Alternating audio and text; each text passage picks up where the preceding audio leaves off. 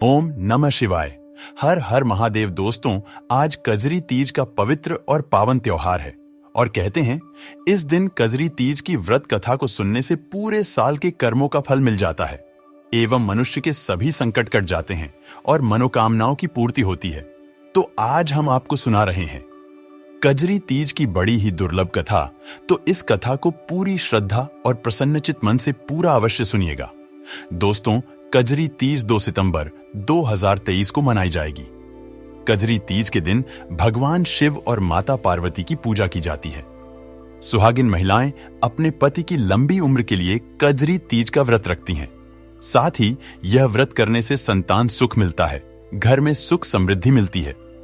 दोस्तों, हिंदी पंचांग के अनुसार भाद्रपद माह के कृष्ण पक्ष की तृतीया तिथि की शुरुआत 1 सितंबर 2023 की रात 11:50 पर हो रही है, जो कि अगले दिन 2 सितंबर 2023 की रात 8:49 पर समाप्त होगी। और उदया तिथि के अनुसार कजरी तीज 2 सितंबर 2023 शनिवार को मनाई जाएगी। दोस्तों, कजरी तीज के दिन सुहागन महिलाएं सुबह जल्दी उठकर स्नान करें और लाल या हरे रंग के कपड़े पहनें। कजरी तीज व्रत का संकल्प लें, फिर पूरे दिन निर्जला रहकर व्रत करें। यदि सेहत संबंधी समस्या है या महिला गर्भवती है तो वह फलाहार करके कजरी तीज का व्रत करें। इसके बाद नीमड़ी माता की जल, रोली और अक्षत से पूजा करें। उन्हें मेहंदी और श्रृंगार सामग्री, फल, फूल, मिठाई अर्पित करें। फिर माता पार्वती और भगवान शिव की पूजा करें। पूजा का पूरा फल पाने के लिए ब्राह्मणों को भोजन कराएं और दान दक्षिणा दें। फिर बड़ी महिलाओं के पैर छूकर आशीर्वाद लें। रात में चांद निकलने से पहले पूरा श्रृंगार करके चंद्रदेव का अर्घ्य दें। इसके बाद व्रत खोलें। तो आइए अब शुरू करते हैं। कजरी तीज की पहली कथा। एक गांव में एक गरीब ब्राह्मण रहता था। उसकी पत्नी भगवान शिव मां पार्वती का पूजन किया करती थी। जब भाद्र मास के कृष्ण पक्ष के कजरी तीज आई तो ब्राह्मणी ने तीज माता का व्रत रखा। उसने ब्राह्मणों से कहा कि मैंने तीज माता का व्रत रखा है, मुझे पूजन के लिए सत्तू चाहिए, आप कहीं से चने के सत्तू ले आओ। तब ब्राह्मण बोला, मैं सत्तू कहां से लाऊं? ब्राह्मणी ने कहा, मुझे सत्तू चाहिए, चाहे आप चोरी करें या ढांका ढेल, लेकिन मेरे लिए सत्तू लेके आए। रात का समय था। ब्राह्मण घर से निकलकर साहूकार की दुकान में गया। उसने साहूकार की दुकान से चने की दाल, घी और शक्कर लिया और उन्हें 1.25 किलो तोल लिया और इन सब से सत्तू बना लिया। जैसे ही वह जाने लगा, वैसे ही आवाज सुनकर दुकान के सभी लोग जाग गए और जोर जोर से चिल्लाने लगे। इतने में ही साहूकार आया और ब्राह्मण को पकड़ लिया। तब ब्राह्मण ने कहा कि मैं चोर नहीं हूं, मैं तो एक गरीब ब्राह्मण हूं। मेरी पत्नी ने आज तीज माता का व्रत किया है, मैं तो यहां 1.25 किलो सत्तू लेने आया था। साहूकार ने ब्राह्मण की बात नहीं मानी और उसकी तलाशी ली। ब्राह्मण की तलाशी लेने के बाद साहूकार हैरान रह गया। उसे ब्राह्मण के पास से 1.25 किलो सत्तू के अलावा कुछ नहीं मिला। दूसरी ओर चांद निकल आया और ब्राह्मणी सत्तू का इंतजार कर रही थी। तब साहूकार ने ब्राह्मण से कहा, आज से वह ब्राह्मण की पत्नी को अपनी बहन मानेगा। तब उसने ब्राह्मण को सत्तू, गहने, मेहंदी, लच्छा और बहुत सारा धन देकर दुकान से विदा किया। फिर ब्राह्मण ने अपनी पत्नी के साथ तीज माता की पूजा की और भगवान शिव और माता पार्वती की कृपा से ब्राह्मण परिवार के जीवन से दुख और दरिद्रता का नाश हो गया और वह सुखपूर्वक जीवन व्यतीत करने लगे। इस प्रकार कजरी तीज की पहली कथा पूर्ण हुई। बोलो तीज माता की जय, भगवान भोलेनाथ की जय। आइए अब शुरू करते हैं कजरी तीज की दूसरी कहानी, जिसे कुछ लोग नीमड़ी माता भी कहते हैं। एक गांव में एक सेठ सेठानी रहते थे। वह बहुत धनवान थे, लेकिन उनका कोई पुत्र नहीं था।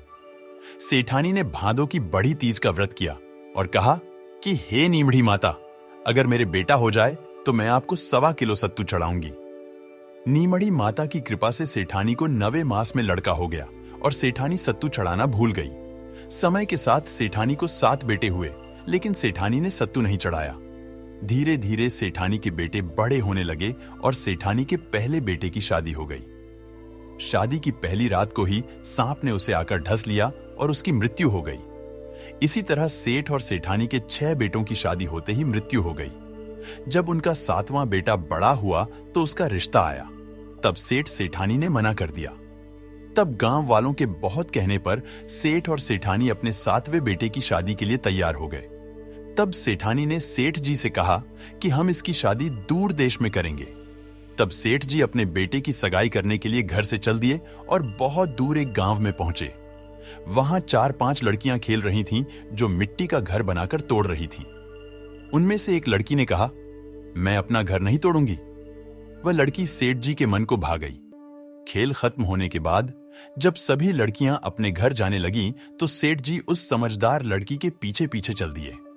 फिर सेठ जी ने लड़की के माता पिता से बात करके अपने लड़के की सगाई और शादी की बात पक्की कर दी। घर आकर शादी की तैयारी करके वह अपने बेटे की बारात लेकर गए और बेटे की शादी संपन्न करवा दी। इस तरह 7वें बेटे की शादी हो गई। जब बारात विदा हुई तो लंबा सफर होने के कारण लड़की की मां ने कहा कि मैं यह सत्तू में सिक ढाल रही हूं। रास्ते में जिस दिन भादुड़ी तीज आएगी तब आप नीमड़ी माता की पूजा करना और उनकी कहानी सुनना। फिर सत्तू पीस लेना और बायना निकालकर अपने सास या ससुर को देना। बारात बड़ी धूमधाम से विदा हुई। रास्ते में बड़ी तीज का दिन आया। ससुर जी ने अपनी बहू को खाने के लिए कहा। तब बहू बोली, पिताजी, आज मेरा तीज का व्रत है। शाम को नीमड़ी माता का पूजन करके और उनकी कहानी सुनकर ही मैं भोजन करूंगी। तब एक कुएं के पास नीमड़ी यानी नीम का पेड़ नजर आया तो सेठ जी ने गाड़ी रुकवा दी। तब बहू नीमड़ी माता की पूजा करने गई। तब नीमड़ी माता पीछे हट गई। बहू ने पूछा, हे माता, आप पीछे क्यों हट रही हैं? इस पर माता ने कहा, तेरी सास ने कहा था कि पहला बेटा होने पर सत्तू चढ़ाऊंगी और 7 बेटे होने के बाद भी उसने सत्तू नहीं चढ़ाया। वह भूल चुकी है। तब बहू ने कहा कि हे माता, हमारे परिवार की भूल को क्षमा कीजिए। आपके सत्तू मैं चढ़ाऊंगी। कृपा करके मेरे सारे जेठ वापस कर दो और मुझे अपना भोजन करने दो। नीमड़ी माता नई नवेली बहू की भक्ति और श्रद्धा को देखकर प्रसन्न हो गई। फिर बहू ने नीमड़ी माता का पूजन किया और चंद्रमा को अर्घ्य दिया और फिर सत्तू पिसे और कल्पना करके अपने ससुर जी को दे दिए। सुबह होने पर बारात अपने नगर लौटा आई। जैसे ही बहू के पैर ससुराल में पड़े, उसके 6 जेठ प्रकट हो गए। सारा परिवार बहुत खुश हुआ। सास खुशी के मारे बहू के पैर पकड़कर धन्यवाद करने लगी। तब बहू बोली, सासू जी, यह आप क्या कर रहे हो? आपने जो बोल रखा है उसे याद कीजिए। तब सास बोली, मुझे तो कुछ याद नहीं, तुम ही बता दो। तब बहू ने कहा, आपने नीमड़ी माता को सत्तू चढ़ाने का बोला हुआ है और अब तक पूरा नहीं किया। बहू के इतना कहते ही सास को सब याद आ गया। 12 महीने बाद जब भाद्र कृष्ण पक्ष की कजरी तीज आई तो 7 बहुओं ने अपनी सास के साथ मिलकर 7.25 मंड सत्तू तीज माता को चढ़ाया और श्रद्धा और भक्ति भाव से गाजे बाजे के साथ नीमड़ी माता की पूजा की। हे तीज माता, जैसे आप छोटी बहू पर टूटी वैसे ही सब पर टूटना। कथा अधूरी हो तो पूरी करना पूरी हो तो मान करना बोलो, नीमड़ी माता की जय, माता की जय, तीज माता की जय। इस प्रकार कजरी तीज की दोनों कथाएं पूर्ण हुई। यदि आपको वीडियो पसंद आया हो तो कमेंट बॉक्स में माता की जय लिखना ना भूलें। आप सभी का हार्दिक धन्यवाद। जय तीज माता।